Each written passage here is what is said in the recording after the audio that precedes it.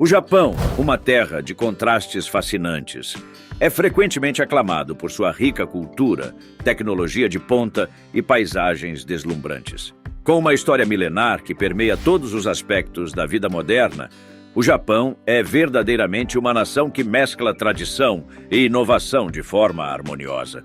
Desde os majestosos templos antigos até os arranha-céus futuristas de Tóquio, o Japão cativa os corações de viajantes e estudiosos ao redor do mundo.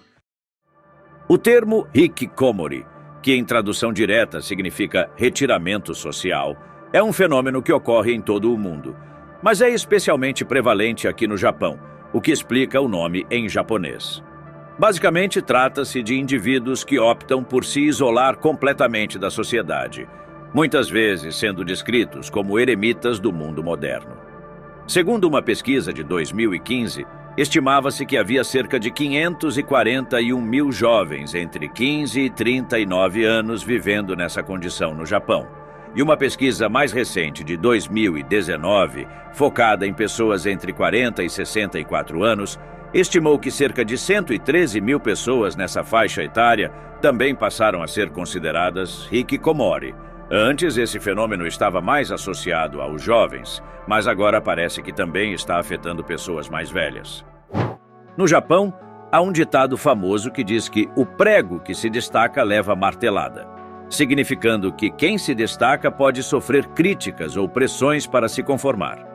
As rígidas normas sociais, as altas expectativas dos pais e a cultura da vergonha fazem muitas pessoas se sentirem inadequadas e desejarem se esconder do mundo.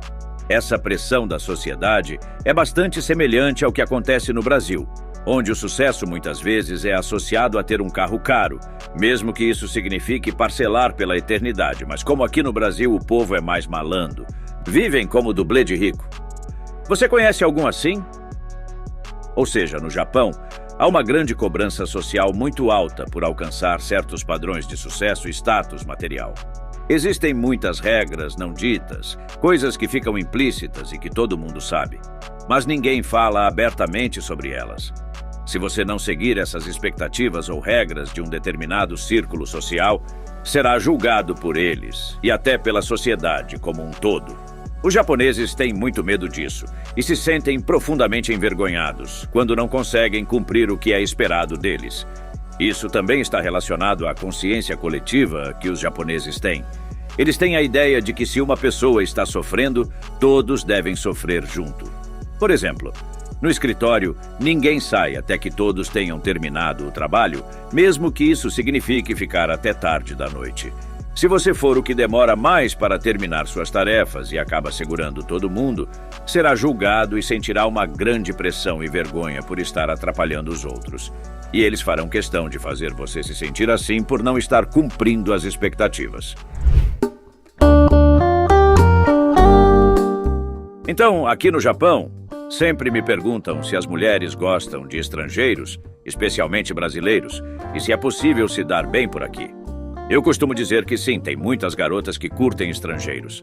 Mas claro, isso depende muito do lugar onde você procura essas garotas. Aqui é bem comum que quando você começa a namorar uma garota, ela eventualmente vai querer te apresentar para os pais dela. Esse é meio que o passo oficial para definir o relacionamento. Enquanto ela não faz isso, vocês estão meio que num estágio de se pegando mesmo, até que ela decida oficializar o namoro. É interessante como no Japão é difícil determinar a idade das garotas. Algumas aparentam ter uns 15 anos, mas quando você conversa com elas, descobre que tem 32. É uma coisa meio confusa, não sei bem o que pensar sobre isso. Por outro lado, tem aquelas que parecem mais maduras, mais na vibe de comportada. A cultura de beleza lá é bem diferente do Brasil. Aqui, a mulherada tá sempre correndo atrás de academia para ter uma bunda grande e tal, né? Mas no Japão a coisa é diferente. Lá, a beleza está mais relacionada a parecer o mais jovem possível. É como se quanto mais jovem você parecer, mais bonita você é. É uma loucura pensar nisso, mas é assim que funciona por lá. Existe um lugar meio sinistro por aí, onde a Yakuza, a máfia japonesa, manda e desmanda.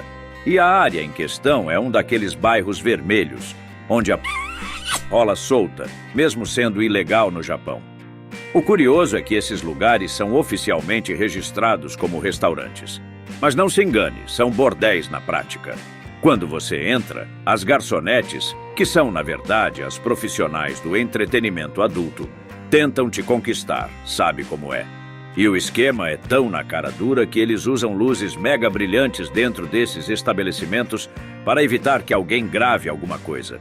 E se por acaso alguém tentar sacar o celular, a dona do lugar, uma espécie de cafetina ou um segurança, partem para cima, confiscam o aparelho e você sai dali sem sua câmera ou sem o seu celular, meio constrangido.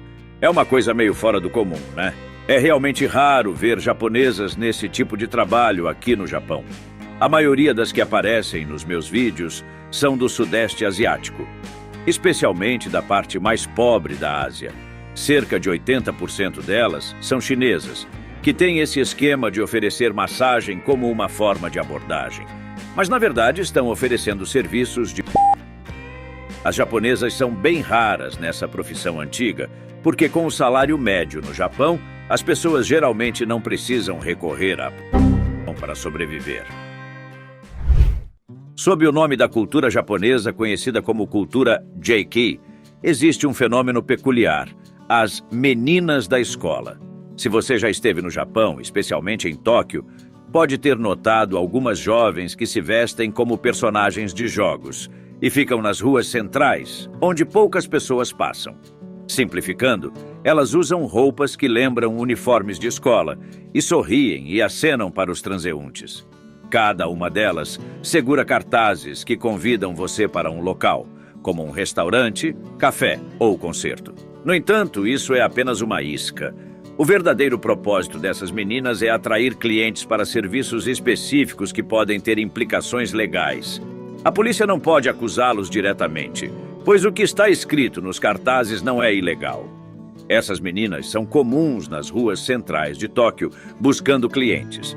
Essa prática é um reflexo da sociedade japonesa, onde muitas pessoas são extremamente introvertidas e têm dificuldade em expressar seus sentimentos. Muitos japoneses têm pouca vida social e têm dificuldade em se comunicar com os outros, o que os leva a buscar conforto em revistas para adultos. Alguns podem até lutar com a solidão, a ponto de considerar a se finalizar como uma saída. No Japão, há uma situação complicada, onde a timidez e a dificuldade de se expressar deram origem a um tipo de mercado controlado por algumas pessoas. Esses grupos visam tirar dinheiro dos homens usando como desculpa a promoção de produtos através de meninas jovens. Por exemplo, homens que nunca tiveram encontros, nunca saíram para comer ou nunca conversaram com uma mulher, pagam para passar um tempo com essas meninas. Cada serviço tem um preço específico, desde acompanhante até massagens. Se quiserem jantar juntos, o cliente cobre todas as despesas e paga também a menina. No entanto, as meninas japonesas não conseguem ficar com a maior parte do dinheiro que recebem dos clientes, porque os homens desses grupos estão sempre observando-as de longe. Mesmo os turistas que tentam tirar fotos dessas meninas são advertidos para não fazê-lo. Além disso, algumas se apresentam em locais específicos à noite com seus grupos musicais. Quando você entra no local, tudo parece normal até você notar algo estranho. Todos ali estão tentando se divertir, mas principalmente homens, chamados de fanboys, cujo único objetivo é se comunicar com as garotas. A baixa autoestima e a falta de confiança levam os homens japoneses a serem facilmente influenciados por essa dinâmica. Esses fanboys dão suporte financeiro à indústria, comprando fotos autografadas e outros itens dos grupos musicais japoneses, por exemplo. Após o show, eles pagam para tirar fotos com as garotas. Tudo, desde pedir o número do telefone até sair juntos, tem um preço. Essa situação é considerada uma cultura, onde as pessoas buscam conhecer aqueles que admiram, mas pode ser problemática devido ao impacto na autoestima e nas relações interpessoais. No entanto, quando os interessados em conhecer essas garotas têm a idade dos pais delas, a situação se torna muito desagradável.